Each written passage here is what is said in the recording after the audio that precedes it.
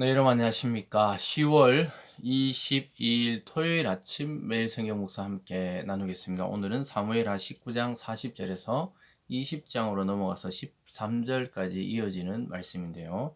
제가 19장 40절부터 42절까지를 봉독합니다. 왕이 길갈로 건너오고 김함도 함께 건너오니 온 유다 백성과 이스라엘 백성의 절반이나 왕과 함께 건너니라. 온 이스라엘 사람이 왕께 나와 왕께 아뢰되 우리 형제 유다 사람들이 어찌 왕을 도둑하여 왕과 왕의 지방과 왕을 따르는 모든 사람을 인도하여 요단을 건너가게 하였나이까 하매 모든 유다 사람이 이스라엘 사람에 대답하되 왕은 우리의 종친인 까닭이라 너희가 어찌 이 일에 대하여 분내느냐 우리가 왕의 것을 조금이라도 얻어먹었느냐 왕께서 우리에게 선물로 주신 것이 있느냐. 아멘. 오늘 본문의 내용을 중심으로 분열과 반역이라는 제목으로 말씀을 증거하겠습니다.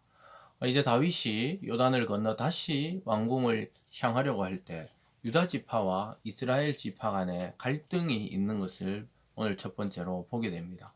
이것은 왕을 차지해서 자기들의 기득권과 주도권을 유지해 보려고 하는 자세죠.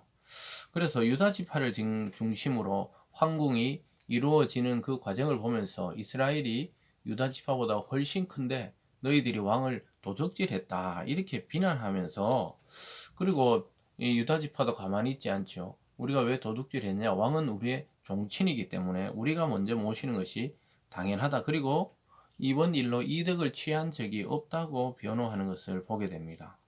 어쨌든 이 숫자적으로 이스라엘이 더 많은 숫자를 유지했기 때문에 자기들이 주도권을 잡아야 된다고 주장하는 것을 보게 됩니다.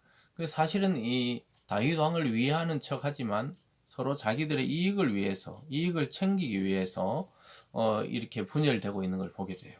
이것이 바로 이 믿음의 공동체에 이런 일이 있을 때 서로 간에 이익이 걸려 있으면은 양보가 일어나지 않게 됩니다.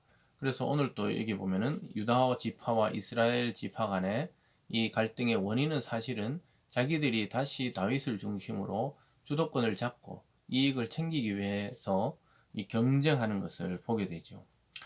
이렇게 또 이야기합니다. 43절에 이스라엘 사람이 유다 사람에게 대답하여 이르되 우리는 왕에 대하여 열 몫을 가졌으니 다윗에게 대하여 너희보다 더욱 관계가 있거늘 너희가 어찌 우리를 멸시하여 우리 왕을 모셔오는 일에 먼저 우리와 의논하지 아니하였냐 하나 유다 사람의 말이 이스라엘 사람의 말보다 더 강경하였더라. 우리는 열 집하고 너희는 두 집파밖에 안 되는데 어떻게 우리 보고 지금 우리가 왕을 주도권을 가지고 왕을 모셔야 되는데 너희들이 의논도 하지 않고 그러냐?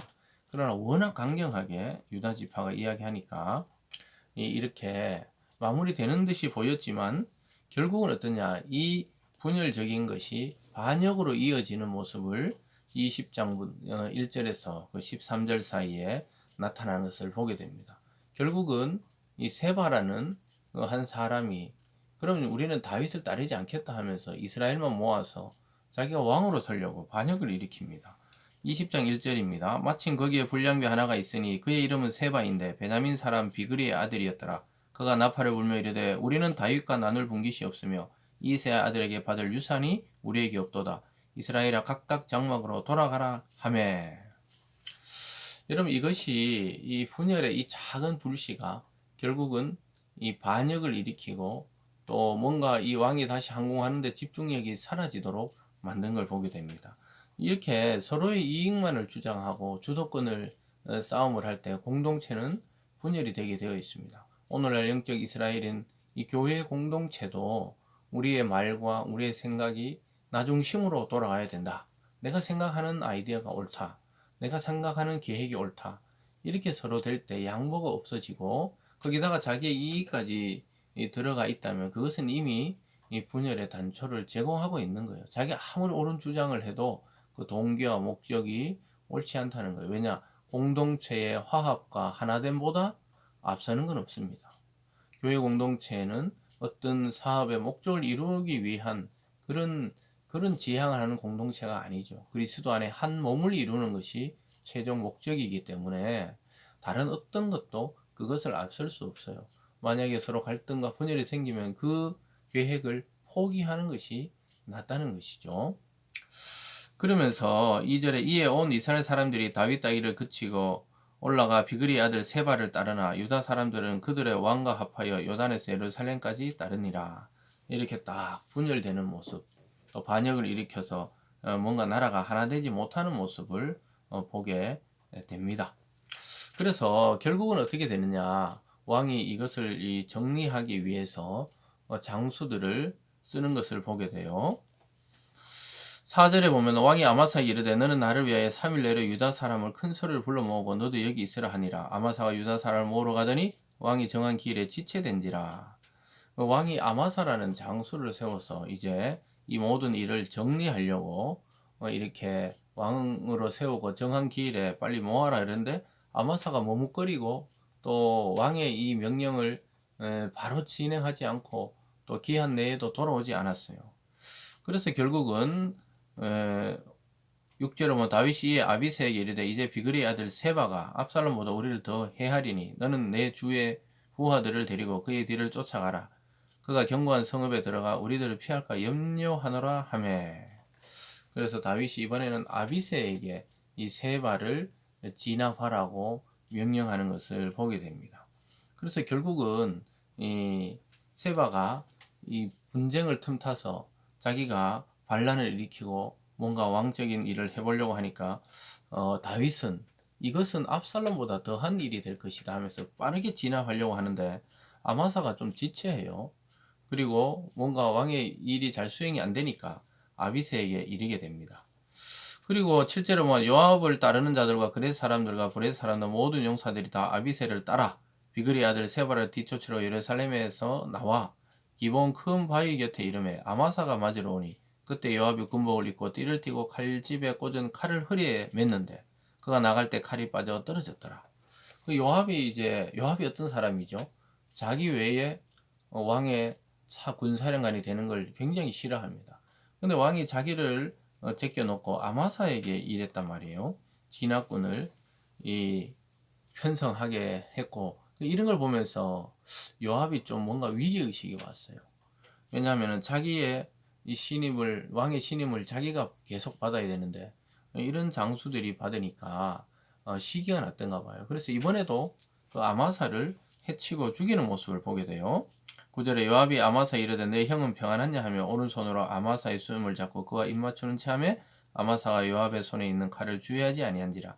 요압이 칼로 그의 배를 찌르매 그의 창자가 땅에 쏟아지니 그를 다시 치지 아니하여도 죽으니라. 요압과 그의 동생 아비새가 비그리 아들 세바를 뒤쫓을세.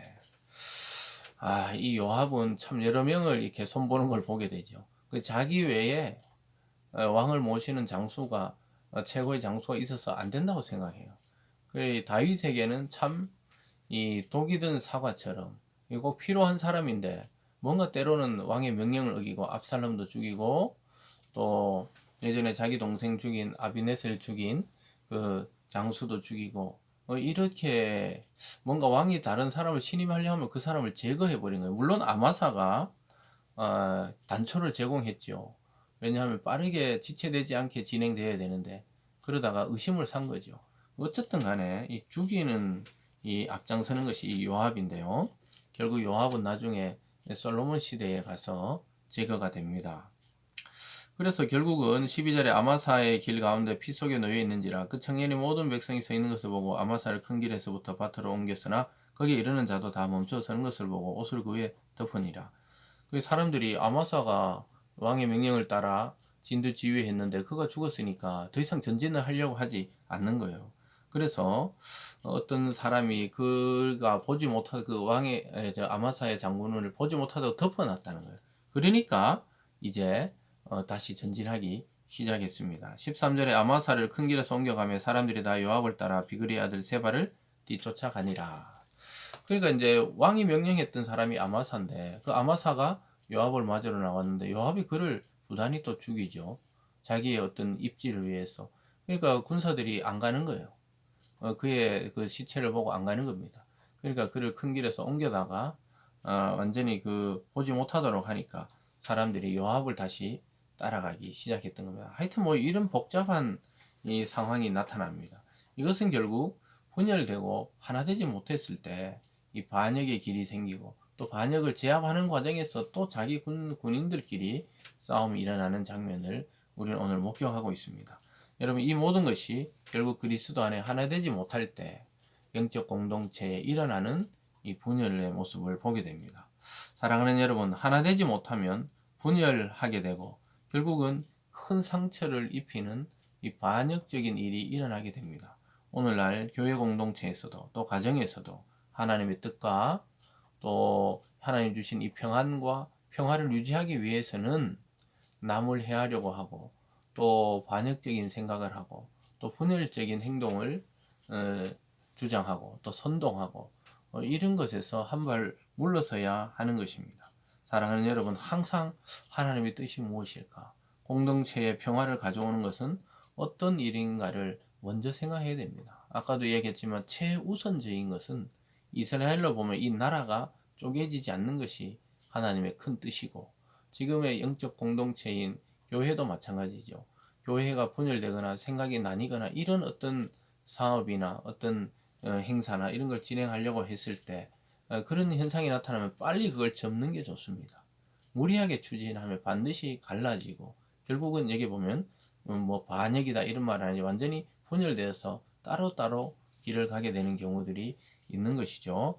오늘 하루도 우리가 하나 되지 못할 바에야 그 길을 가지 않겠다. 이렇게 아예 마음을 먹으세요. 나는 교회를 평화롭게, 가정을 평화롭게 이렇게 유지하는데 내 주장과 내 생각보다 그걸 먼저 생각하겠다. 이것을 생각하시고 그리스도께서 자기 몸을 죽여 하나님과 우리를 화해시키고 또 우리와 우리를 하나 되게 하신 그 뜻을 생각하는 오늘 이 아침이 되기를 바랍니다. 기도하겠습니다.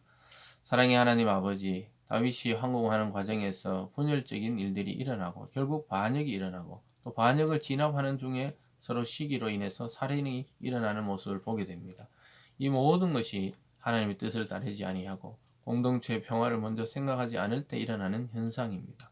하나님, 우리가 속한 가정과 영적 공동체에 이런 분열적인 그런 일에 앞장서는 저희들이 되지 않게 도우시고 항상 하나님 주신 평안과 사랑과 또 믿음의 공동체를 지켜나가는 우리 모든 성도들 될 수 있도록 인도하여 주시옵소서. 감사드리며 예수님 이름으로 기도드리옵나이다. 아멘.